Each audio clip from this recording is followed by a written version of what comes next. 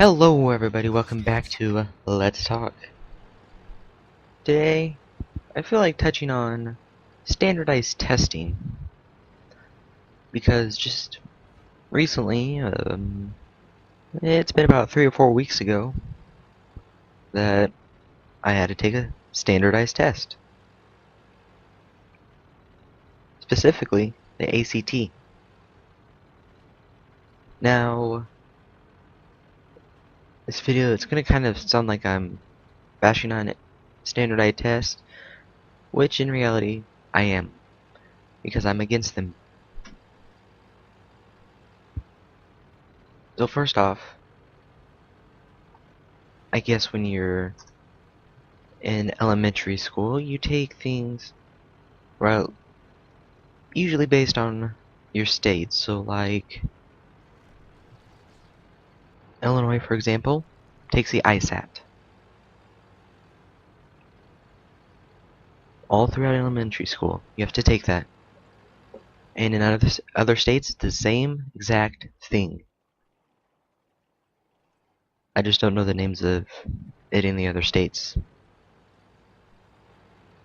But going through elementary school, I didn't think about it much. It's just a test. The teachers say it's supposed to determine whether the school gets money or not, so might as well try a little bit on it. You do get pretty much out of school for a day. You don't have to learn anything because you're just taking the test. And you're getting free candy, like mints, gum, all kinds of goodies. So, might as well take it. And then you get older and realize, what was I doing that for? Yeah, it was to get school's money. Yeah, it was to see how much you learned. But it doesn't affect you as directly as they make it seem. You take a standardized test in one school 1 year, and you move on to the next school, a different school the next year, in case moving from like elementary school into junior high. So you're not going to receive those benefits of doing good. But let's get on to the main thing, the ACT.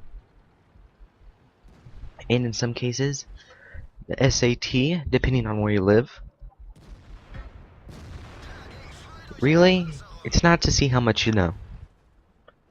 It's pretty obvious. You have these really strict time requirements that you have to fulfill. Like the math section on the ACT, 60 questions, 60 minutes. So you get a minute a problem. That's not too bad, right? Okay. Let's move on to something like science. You have 40 questions and only 35 minutes. And then the reading, you have to read a bunch of passages, answer questions about them, all in 35 minutes. I forget how many questions there are. I think like 45 or something. But you have to read the passages, or at least skim them so you know what you're answering. You know how to answer. It's not based on smarts at all. It's based on how well you can test. How good are you at answering the right question in the amount of time that you have. How good you are at skimming and scanning an article and answering questions about it. Basic questions that really anybody could answer given enough time. But that's the thing. You only have an X amount of time, so you have to go fast. Usually when you go faster, you lose accuracy, so already right there, you're doing worse than if you just had as much time as you wanted.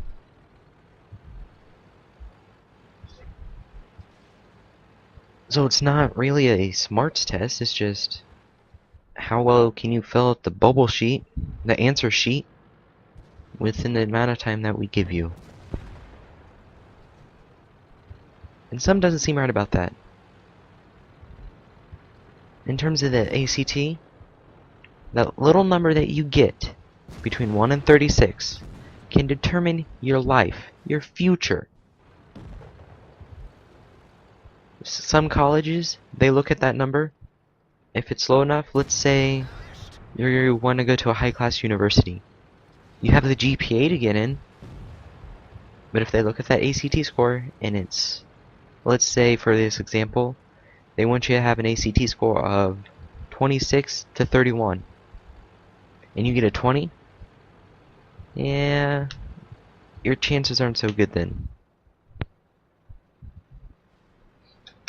So your whole future, in most cases, is pretty much being decided by how fast you can answer some simple questions. Well, that's fair to some people. I mean, you can read fast, you can understand things quickly, great. You can do good on this, get a good score, go whatever college you want to. And then you have people like me, and about half of my class. We like to take our time. We like to examine it. As we've been taught in English classes, analyze. Look at the true meaning of the text. So we've been taught to read slow and to appreciate the text as a whole, not just skim, scan, answer questions, get it done as fast as you can. It totally goes against it. So we've been trained like this. Now we're going to be at a disadvantage here. We're going to be the ones running behind on time, having to fill in C for every correct answer at the end of the test because we don't have enough time. We've been taught to read slow and analyze it. Yes, it's easy to overcome it, but once you get into that mindset, it's hard trying to think of good words to use here, but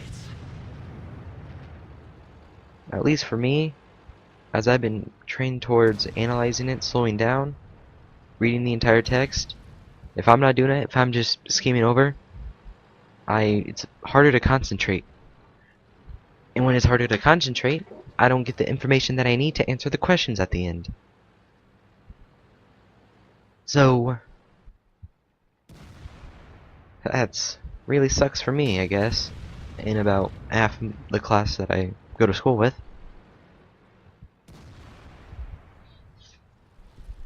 But it is what it is. And at this time, we can't do anything about that. Maybe in the future we can get something changed. That's if we get a good ACT score. We can go to a nice college and become a politician. But yeah.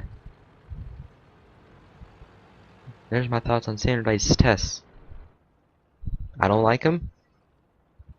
And actually, I've started to do poorly on them. Because, really, I don't care.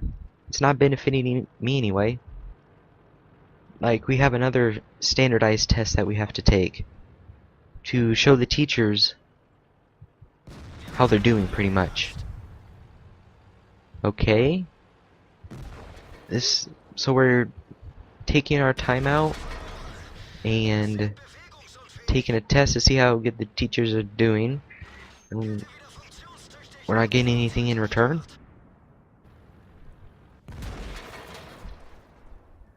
That's why I don't put much effort into these standardized tests anymore. ACT, yes, I did put more effort than I normally do into just a regular standardized test, but other than that, who cares? It could affect me, but we're taking tests like that, the test to help the teachers out to see if they've done a good job with their curriculum. I don't know.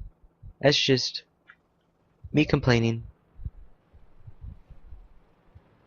So, let's see. What else are we going to talk about today? Well, that's a very good question. doing a project for an AP History class this year. Well, as a class, we did a project on events from, I think it was the 1970s or 80s, up until present. And while doing that project, I came across the Space Shuttle Challenger explosion, and being me, I got interested and couldn't turn away. So upon further reading, well, if you don't know what happened, then I would suggest going on to Google or Bing or whatever search engine you use, searching it up. Just go to Wikipedia, for example. Get all the information there. But I came across this sentence that pretty much accused NASA of being the problem. And I found that pretty interesting because I'd never heard that before. Usually I just read about, oh, space shuttle exploded, many people died, it was a sad thing, move on. It was, oh, you know, it was just the rocket failed and it blew up. Yeah, that's not telling the whole story. It's telling parts of it, but not the whole thing. See, while I was reading, it said that when it was taking off, there was so much force being exerted on the rocket boosters that the metal that shaped the rocket would bend.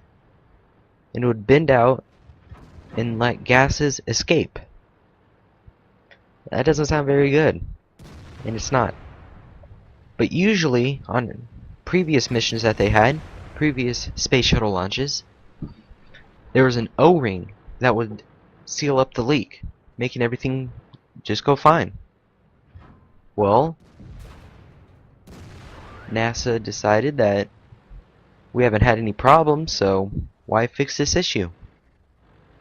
We have a rocket booster being bent, letting gases out, but the O-ring that isn't supposed to be stopping this leak is doing it anyway, so we're fine, right?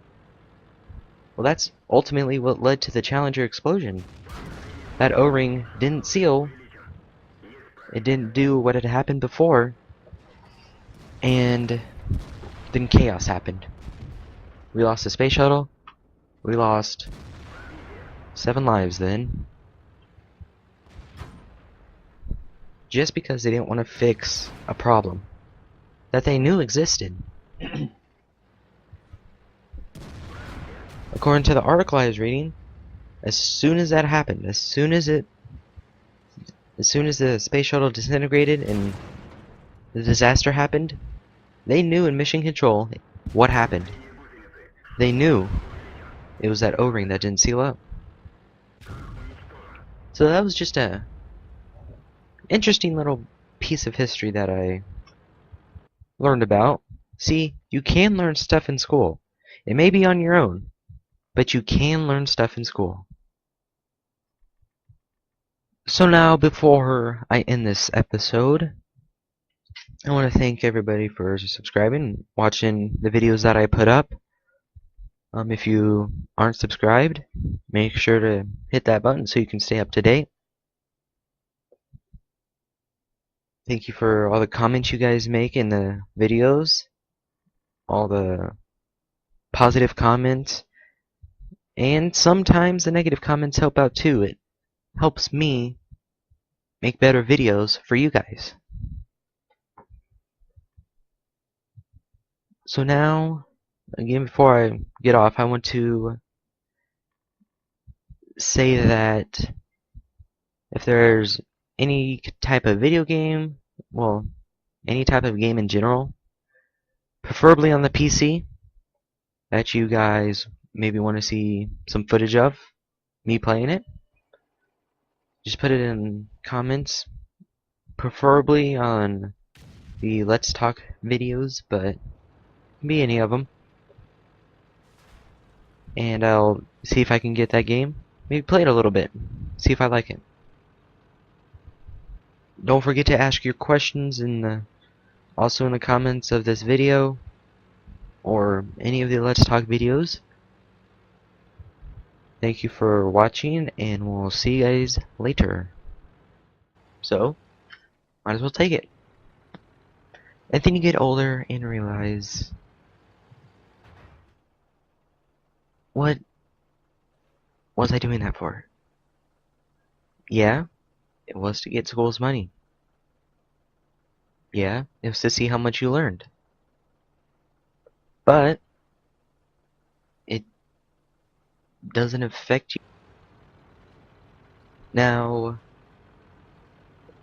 this video, it's gonna kind of sound like I'm bashing on standardized tests, which in reality, I am, because I'm against them. So first off, I guess when you're in elementary school, you take things, well, usually based on your state. So like, Illinois, for example, takes the ISAT. All throughout elementary school, you have to take that. And in other states, it's the same exact thing.